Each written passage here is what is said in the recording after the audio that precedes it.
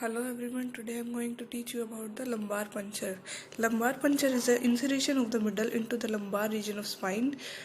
मतलब कि ये इंसरेशन करते हैं हम निडल को स्पाइन रीजन में मेनली L3 और L4 में करते हैं हम सब एराकोनॉइड स्पेस के अंदर so that the CSF can be withdrawn और substance can be therapeutically and diagnostically injected.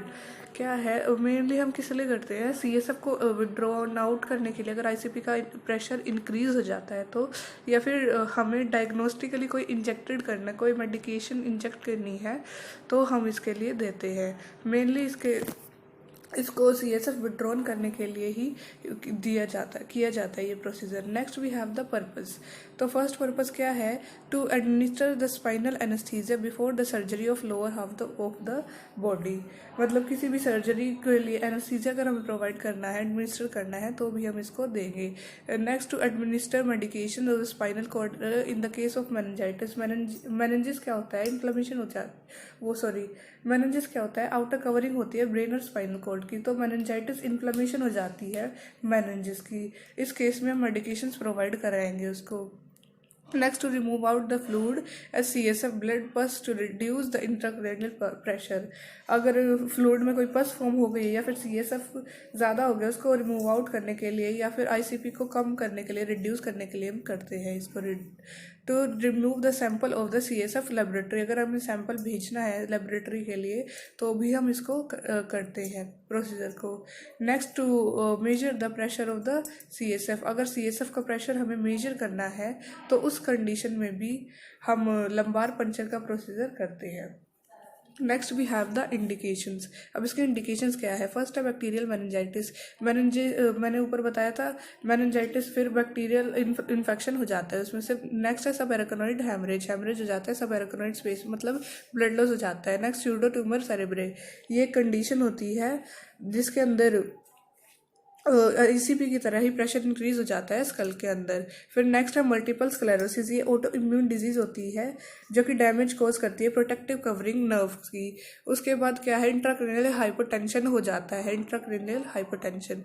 Next है CNS सफाइलस। ये भी एक इन्फेक्शन होता है, इन्फेक्शन कॉज करता है ब्रेन के अंदर और ये ट्रैफिनोमा पैलिडम की वजह से हो जाता है।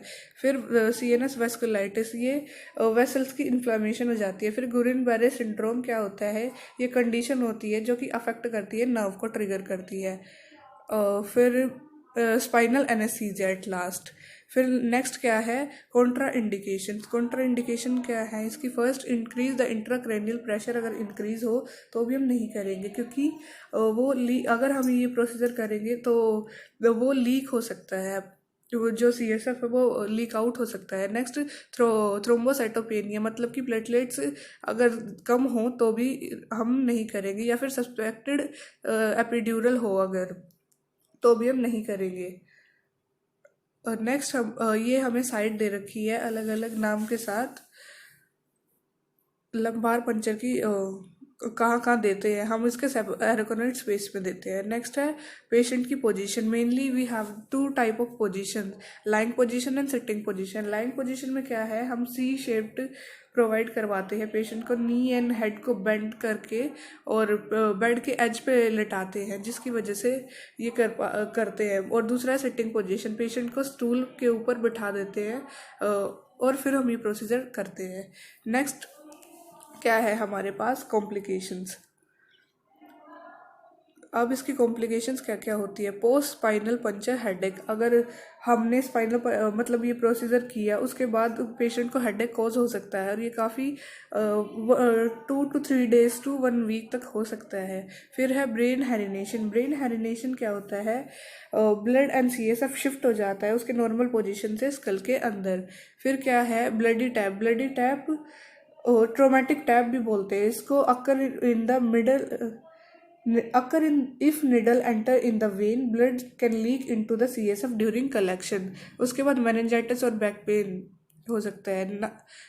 Now I am going to explain about the tray. Tray क्या होती है में क्या क्या होता है? मैनोमीटर चाहिए होता है और ड्रेसिंग मटेरियल स्टेराइल ग्लव्स चाहिए होते हैं, कंटेनर चाहिए होता है और निडल चाहिए होती है। निडल हमारे पास 16 और 18 गोज की होती है, 16 और 18 गोज के लिए होती है, ठीक है। और उसके बाद बिटाडिन सॉल्यूशन होता है, और हमारे पास वो सिरिंज होती है, 5 ml की हमारे पास क्या होती है, सिरिंज होती है। तो ये सारा मटेरियल हमें चाहिए होता है उसके लिए, प्रोसीजर करने के लिए। Now we have the nursing care before the procedure. तो फर्स्ट क्या है, एक्सप्लेन करेंगे पेशेंट को कि क्या क्या क्या प्रोसीजर हम करने वाले हैं उसके ऊपर, ताकि वो एंशियस और मतलब डरे ना और घबराए ना। फिर वार्म करेंगे उसको और अवॉइड करेंगे क्या जो जो कॉम्प्लिकेशंस आएंगी। फिर वाइटल साइंस चेक करेंगे, फिर प्रिपेयर करेंगे स्किन को प्रोसीजर के लिए।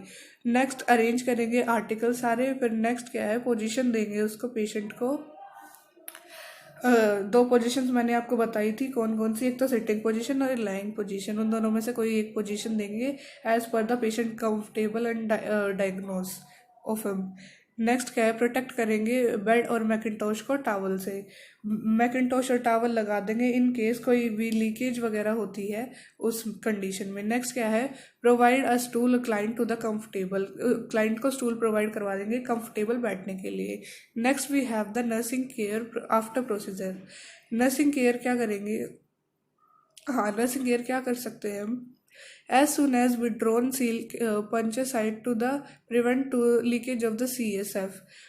वो पैक मतलब सील कर देंगे हम ताकि CSF लीक ना हो जाए।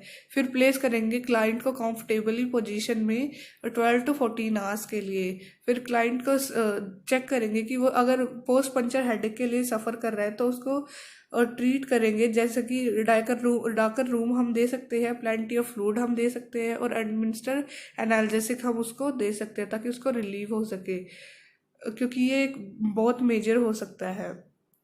नेक्स्ट क्लाइंट को ऑब्जर्व करेंगे कुछ घंटों के लिए और उसी के अकॉर्डिंग उसको ट्रीट करेंगे। फिर the specimen should be send to the laboratory. Laboratory में जितना जल्दी हो सके स्पेसिमेन हम सेंड कर देंगे। उसके बाद if there is complication several hours, so the client में allow to upright to 8 to 12 hours. और उसके बाद देखेंगे अगर उसको कोई कॉम्प्लिकेशन है, कॉम्प्लिकेशन अक्कर हो रही है, नहीं अगर कॉम्प्लिकेशन नहीं है तो उसको बिठा देंगे फिर। Thank you. Now you see the procedure. You can see the procedure of the lumbar puncture. Hope you like the video and please do like, share and comment this video. और अगर आपने अभी तक मेरी पुरानी ऑक्सीजन थेरेपी वाली video नहीं देखी है तो अभी जाइए, और उसका लिंक डिस्क्रिप्शन बॉक्स के अंदर है। Thank you.